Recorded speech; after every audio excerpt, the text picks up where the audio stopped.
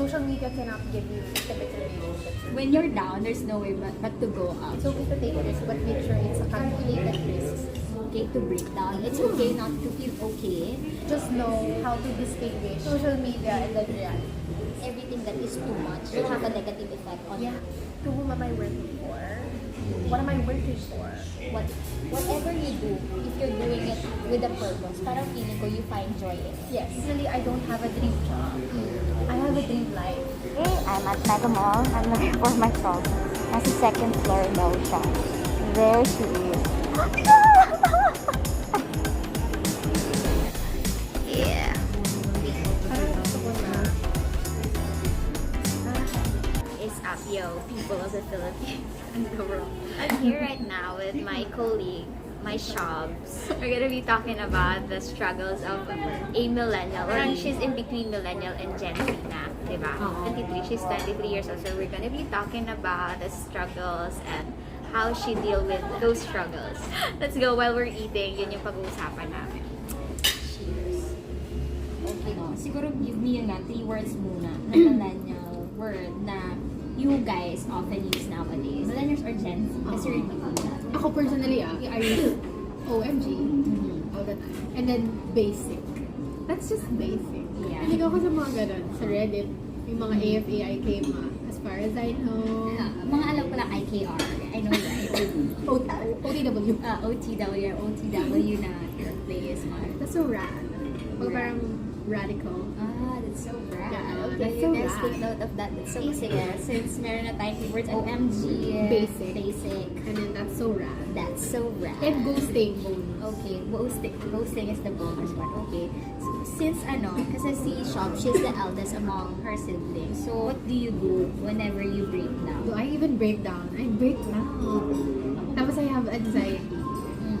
So pag nag-breakdown ako, hindi kasi ako makagulgol. Parang I need to be strong for my siblings, for my mom. Kasi broken family kami. I had to step up since I'm the eldest. Nag-ano ako empty yung mind ko. I listen to music. And then yung music na yun, basically, align siya dun sa mood ko or sa na-feel ko. Tapos yun na, I'll start crying. I mean, may iyak ako before, pero ngayon, parang napagod ko. So yung iyak ko, as in saglit lang, 2 minutes lang. Tapos parang, Haba na ulit. Ganyan. tapos I like looking at myself in front of the mirror pag umiiyak. Kasi nakikita ko yung, ang pangit mo! Ba't ka ginagawa yan? So parang, naman lang girl. Kasi may nakikita mo yung sarili mo, iba iba yung effect. Parang ba't ka umiiyak? You don't deserve this. Tapos biglang mag-iisip ka na agad na, ano pwede ko gawin? Siguro sometimes parang if you feel like breaking down, it's okay to break down. It's okay not to feel okay. And siguro we embrace that emotion para we can come out of that emotion stronger. Ayun. Well, let's proceed with our next question. School, you're an achiever. You are smart. We all know that she's smart kasi she graduated cum laude. Manya Magna cum laude. Kala ko lang magna yun. Magna pala yun. So, magna cum laude in Adamson communication graduation. So, you are smart and you are good at many things. She's good in singing. Magaling siya radio disc jock pala yung term. Dancing, she's also good at that. So, do you ever feel like you lack something? Or parang that you are not enough? Parang naman. all the time.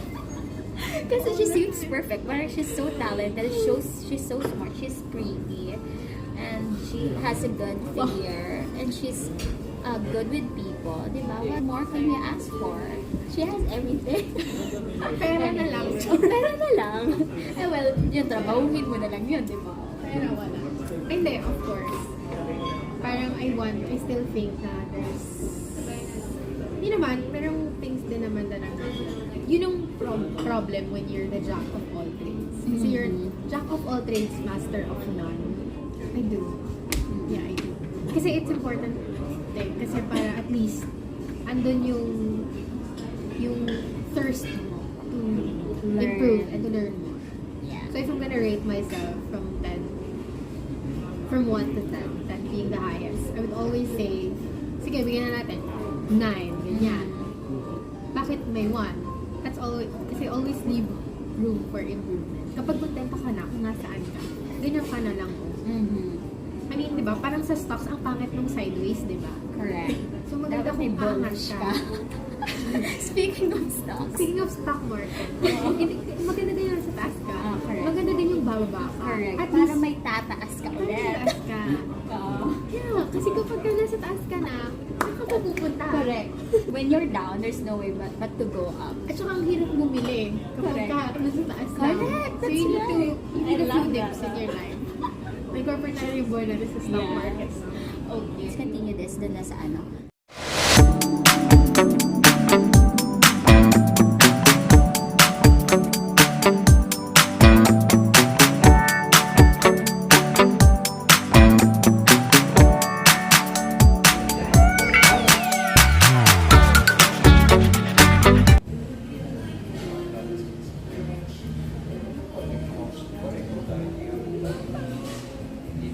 So good. It says so good. 10 over 10. Wow. It's so good. This one. I tried it. Wow. Medyo matigas yung pasta. Then it's coming up. So, okay. You recently graduated. And so, what are the first 3 things that you consider when looking for a job? First three. First one is the position. It has to be something that I want and something that is aligned to my field. Because I wouldn't want to risk doing something that I'm not really familiar with. The second one, status of the company.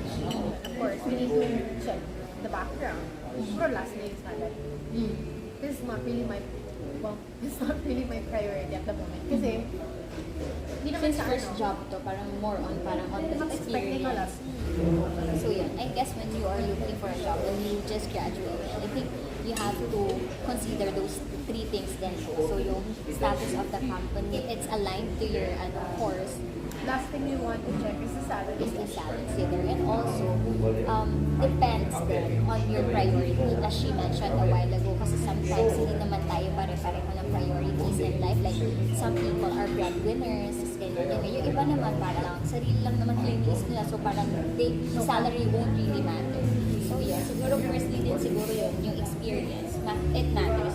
Say for example, nag-land ka sa job na medyo hindi, I mean, apply ka na yun, and then eventually you discover na parang this is not for you. Parang siguro, you try to stay for at least 1 year for the experience itself. And for sure naman na one way or another, may matututunan ka sa trabaho na yun, diba? So, yep. Also just to add, do not be afraid to explore. It's not bad din naman to explore. Like for example, ako, communication graduate ako, but I want to try marketing. Very little lang yung marketing na tinakal namin way back college. So it's not really the main focus. But I went inside marketing. And then that's where I discovered na, oh, I'm good at this. So it's part of your self-discovery. So you need to try. And then weigh your options. Yun nga, you need to take risks. Pero kasi ako, I always tell myself, it's okay to take risks, but make sure it's a calculated way. So calculated risks. Ibig sabihin, meron kang damage control, parang take ng risk, pero wala kang backup plan. So what if things go wrong? Do I have a plan B? What's the plan B? Siguro it's a learning curve din kasi. So, always have a plan. Okay. That's how you calculate. So, for our next question, in the new normal, wherein many of us experience and anticipated mental health consequences, especially those who work from home. Kasi right now, almost everyone is in that work from home setup, diba? So, how do you keep up and how do you manage to still be achieving so much while dealing with isolation, burnout, stress, and anxiety? There are only 2 things that I do in order to achieve some stuff. So the first one, I set goals. Of course, diba we know naman, a goal without a plan is just a wish. So you set goals and you start planning. So ako very, organized person. Tapos next is yung less slacking off na. Nanginayang na ako sa oras. Set a schedule. And then yung mga schedule na yun will go towards the goal. for a specific day, for the specific week. So yun, yeah, hitting the targets, accomplishing the sheets on time, kasi lahat yung dinadaan. That's just my thing. Kaya, siguro, nakaka-achieve tayo ng Yung setup na is really different from the office setup before and we work at home. So, medyo isolated tayo. So, how do you cope with isolation and burnout and stress? Kasi I mean, you have your goal, you have your plans, pero syempre, you're still human that you experience those mental health issues. It's still different in work from home setup compared to the office where you can talk to your office mates, can share sentiments, right now it's kind of difficult. Since we're talking about burnout na, so yeah, first one, the burnout. How do I deal with that? No, it's something that is inevitable. Di siya mabigilan. Kaakibat na siya ng, if you have a job, mataas lang yung tendency na burnout ka. Especially if you're performing well and you're putting your all. And since we're on lockdown, we have no choice but to just work. So what I can do it, I spend less time working. It's about working smart siguro, no? Not Yeah, it's really about working working smart. hard, but really making use of your time and you work smart siguro ba? Yeah. And at the same time, allot time for yourself. Kasi yun nga, I exercise, I yoga, I do hobbies, play the piano, I mean, do something that interests you. Syempre, of course, indoor lang para safe. Think about the stuff you want to buy, the stuff you want to achieve. Kasi it will help you na parang pagka bumalik na ulit yung mga pwede na tayo mag-travel, at least may budget ka. Diba? So yun yung goal mo. Set mo yung goal mo and then focus on it. So hindi naman sa lahat ng oras. Work. Kasi nandun yung burnout. Give myself a break, 20 to 30 minutes. Drink coffee, watch something, play, or kaya mag-scroll ka muna. And then, yun, tsaka ka bumalik ka. Paunti-unti sa work. Since you have the goal, and yun nga, since it's inevitable to be burned out since you're working, siguro you just have to do something about it. Like yun nga, you take a break or you take a leave kung super burn out na talaga at 3 days, siguro 1 day leave na away from work para hindi ka mag-burn out.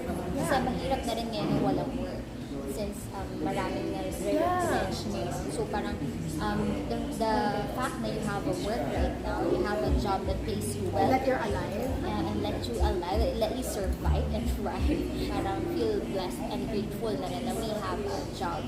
Yun na. So parang yung burnout, since it's part of working, so parang you accept it and you just do something about it. I think. Okay. So for my next question, ito naman. Pag-usapan natin about the real life and the social media world. So, it's no secret that your generation grew up with technology and we're growing up in a Facebook and Instagram world. So, how do you find the balance between the real life and the social media world? Nowadays, finding balance between reality and social media, it's super hard. Yeah. Because everything is online. We connect with people online. We even pay bills online. We order food online. Everything is there. So, finding the balance is really hard, but then, it's not impossible. So first, you need to define, or you need to look for the fine line between those two. So something that social media cannot really give you, and something that reality can. So syempre, of course, intimacy. Social media cannot give you intimate relationships or real or genuine relationships with other people. Personally, I just find intimacy elsewhere. Unhealthy siya, hindi lang physically, pero syempre emotionally because you're so exposed online na parang yun na yung nagiging alternate reality. When really, it's not. Like, we could be posting pictures and smiling, pero in reality, we're not really happy. Inside, parang Kumbaga, you're dealing with a lot talaga. but at least they find time pa rin to smile. And that's the most important. There's nothing wrong with that. And posting also. Kumbaga, just know how to distinguish social media and then reality. I think that everything that is too much will have a negative effect on kahit diba, too much core alcohol, too much cigarettes will have a negative effect in your health. So as yung too much phone, too much social media, kasi parang you're not facing the reality anymore kasi exposing yourself too much on what is online na filtered na. Pero yun, anything that is too much is not really good on your health or mental health level. So parang kasi I think the social media parang isi-start dopamine which makes you feel good And confident. Oo, which is addictive. Kaya parang you keep on scrolling, you keep Especially- on browsing, ganyan. Especially if you get a lot of likes Yeah. online, a lot of comments, positive comments. Do not depend on self-control din. Na parang, okay, I'm spending too much with my phone. Gaya ng sabi ko kanina. Oh my God, I'm already spending too much with my phone. I think it's time to spend with time with family. Yung really intimacy. Like you talk, you have deep conversation. Mad-discover mo na they're going through something pala na hindi mo na mamaano sa chat lang or sa text lang. Sometimes you have to sit down and parang have a deep conversation with that person. Parang that's how you connect. So parang you take control of your life or your social media use. Na parang when you think it's too much, you cut off. Or parang mag-spend ka lang like, okay, 1 hour for social media and the rest of the Yeah. I'll do something that is productive or parang that will help me in achieving my goals. Yeah, and personal development. So it's really hard. Yun nga, yung sinabi, the secret ng mga successful people is self-discipline. Everything starts with self-discipline. And I think for me, life is all about balance. In your work relationship, in your personal relationship with people. Kasi we all have to have those. Kasi kung puro ka lang work, wala ka ng personal relationship, A social life. or your family. Parang it's not really good. And you should really ask, to whom am I working for? What am I working for? What is your purpose? Yeah, I have the money, pero do I have people to spend it with? I need to enjoy it with? No man is an island. Kailangan mo pa rin makapagsalamuha. It's food for the soul, kumbaga. That will keep you alive. It will keep you alive, it will keep you going. Choose that. Okay. Cheers. Okay, with that said, so for you, what is your definition of success? Alam mo, usapan natin yung balance in life and parang saan ka bumabangon? What is your purpose? Paano ka? Parang kanino ka bumabangon? Kasi syempre parang I think life is all about yung balance and also your purpose. If you don't live for your purpose, parang you won't find joy. Para sa akin, parang whatever you do, if you're doing it with a purpose, parang feeling ko you find joy in it. Yes. People easily quit things kasi or ano, and they don't find the purpose in doing that thing. But siguro if you find the purpose why you're doing it, no matter where you are. So if you're a server in the restaurant, but you feel like you're happy serving people, giving them the food, because you feel like it's your purpose. Parang And they become happy. yeah, parang you feel your heart with joy because you're doing what you think is your purpose. Diba? So for you, what do you think is the definition or how do you define success? Actually, it's really hard for me to define success kasi I celebrate every single day, no matter how big or small it is. But for me, siguro, success, future-wise, comes to the point na when I look back, hindi ko pagsisisihan that I chose this life, that I'm happy with my life now, and that I didn't settle. Then I would happily tell myself, okay, thank God you didn't settle. What's your goal set? What's your dream job? Parang ina-equate nila doon.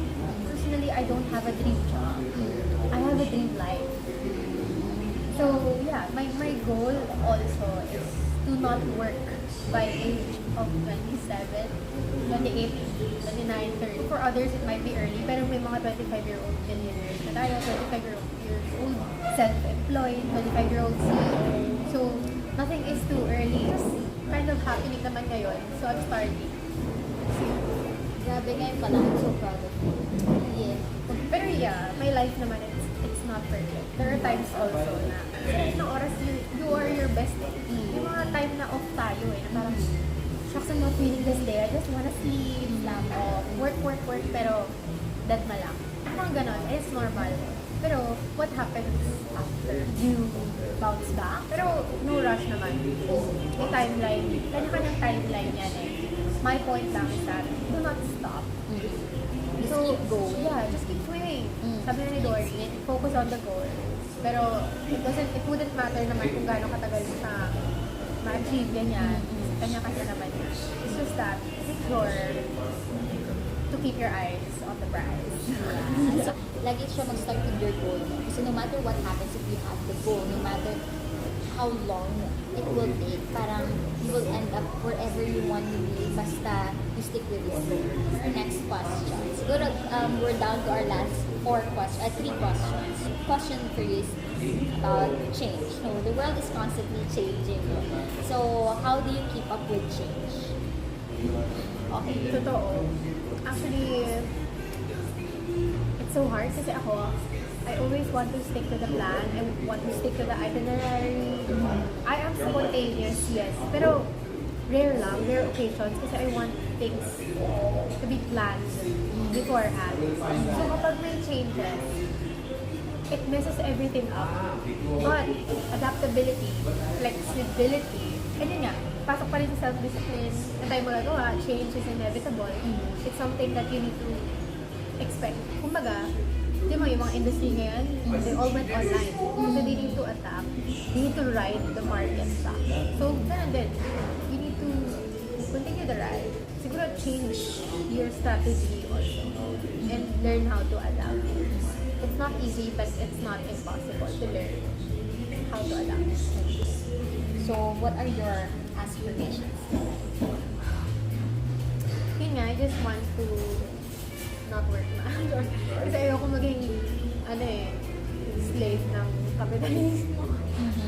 I want to start my own business. Gusto ko maging yung CEO na rin. It's one of my aspirations kasi talagang parang girl boss na ako ever since. I want to be able to help my family, of course, number one. My relatives. Medyo malapit kasi ako sa animals. Fundraising program for stray dogs and cats. Kaya mataas yung pangarap ko kasi marami akong gustong tulungan.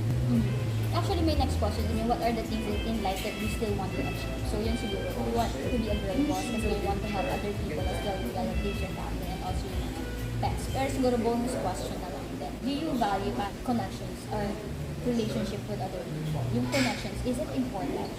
Oh no, connection is imperative. It's essential. Parang for you ba, parang is it important to have a lot of connections? Many connections? It's important to have connections, but many connections, not really. Kasi connections is different from network. So, pag connection, siguro limited. You need to leave those na you think are genuine. Connection is quality over quantity. Kasi it's okay to have connection, pero you limit it. And Have a tiny bubble lang. Kasi make sure everything inside is genuine. And maganda yung epekto sa'yo, sa pagkatao, mental health mo, hindi sila toxic. Kasi otherwise, kick them out of your circle. kasi sometimes, people are having a hard time cutting people in their life because parang iniisip nila, it could be a potential connection. Parang gano'n. Pero parang for me, it's always the quality, not the quantity. Yes. It's okay to cut off people for me. So this is my last, actually it's not a question, but a message. What is your message to all the millennials or Gen Z people that are thriving and doing their best right now? First thing is that learn how to set goals. It's going to be your fuel. It's going to be one of the reasons to keep you going. Whatever goal yan, be it big or small, kung goal mo, maging close kayo ng family mo, it's a goal. Kung goal mo pumayat ka, it's a goal. And then once you set a goal, start planning how you're going to achieve it. Second, take your time. It's not a race. Just take your time. I mean, just because you see other people online that they're successful and that they're doing great, doesn't mean that you have to as well. The third one, just enjoy. Just enjoy your life. And enjoy the little things. Appreciate the little things. Kasi one thing this pandemic has taught us is that it taught us the importance of little things in life. That's the importance of parang keeping your circle small, but having a friend that is quality, not quantity. A quality because you spend quality time with the quality of friends that you have. Right. Yeah, that's the fourth one. The last one, build your network. Keeping your circle small, you need to build your network as well kasi it will help you to grow. If you want to be successful in life, you need help achieving your goals or yung mga long-term goals mo, build your network. Right now, it's hard to socialize because of the pandemic. But we can socialize online. Online, yeah. Kapag build ka ng network, magkakaroon ka ng foundation, magkakaroon ka ng sandalan. Hindi ka lang magre-relay dun sa maliit mo na circle. Pero pag kailangan mo na tulong sa business mo, sa buhay mo, so yung network na yun, yung masasandalan mo. course, communication. It's not something that everyone can do it. Not everyone can communicate well, but it's not impossible to learn. Everything is possible. Because if you devote yourself to one person, you can probably master pretty much well. I love that. So there's no Okay. such thing as impossible. I think that's pretty much it. And I really enjoyed and I really learned a lot from this 22-year-old girl in front of me. We've been friends since 2019. 2019. Really, I learned a lot from you and you inspire me actually. The way you work and your work ethics and yun nga, the way you achieve things in your life and your goals in life. And thank you for gracing my channel. Thank you for guesting sa mga 81 million I have 81 million subscribers, just so you guys know. Last vlog ko, it was just 72. I get Now it's 81. 81 million. Diba? We're growing. So, keep the faith. One day, magiging 100K din kayo dyan. So, anyways, thank you so much. Miss Rizal, yes. Rizal Mantala. Thank you so much. Yun lang. And thank you for the dinner and the hangouts today. I'm good. Thank you. Bye.